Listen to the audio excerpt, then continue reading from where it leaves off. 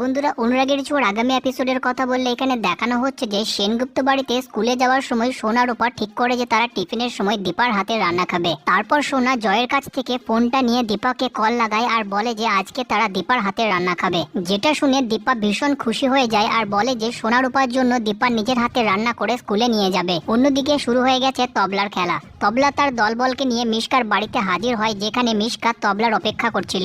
যেখানে মিশকা যখন তবলার কাছে জানতে চায় যে মিশকা যেগুলো চাই সেগুলো পূরণ হবে কিনা, যেটা শুনে তবলা রেগে যাওয়ার নাটক করে আর ওখান থেকে চলে যাওয়ার ড্রামা করে।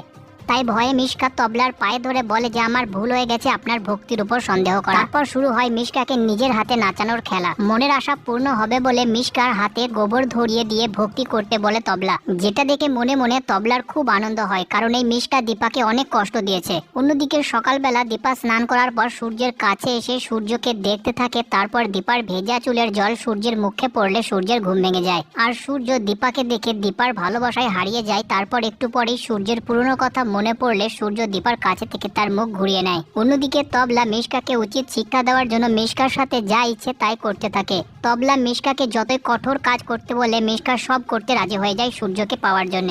পরের দিন সকালবেলা তবলা ললিতকে মিশকার ব্যাপারে সবকিছু খুলে বলে আর এদিকটার কি অবস্থা সেটা জানতে চায়। যেখানে ললিত তবলাকে বলে যে এদিকে সবকিছুই ঠিক আছে, কিন্তু যত তাড়াতাড়ি হোক দীপা আর ডাক্তারবাবুকে এক করতেই হবে, আর দুজনে এখন বের হবে, তাই আমি গাড়িটা রেডি করছি। যেটা শুনে তবলা সূর্যের গাড়িটা খারাপ করে দেয় যাতে দীপা আর সূর্য একই সঙ্গে অটোতে করে যেতে পারে। তারপর তবলার প্ল্যান মতো দীপা সূর্যকে অটোতেই যেতে হয়, যেখানে তারা স্কুলের মধ্যে চলে আসে সোনা রূপার কাছে। যেখানে রূপা যখন জানতে চায় যে তারা দুজনে একসাথে কি করে হলো, তখন দীপা জানিয়ে দেয় যে সূর্যের গাড়ি খারাপ হয়ে গেছিল, তাই দুজনে একসঙ্গে অটোতে এসেছে।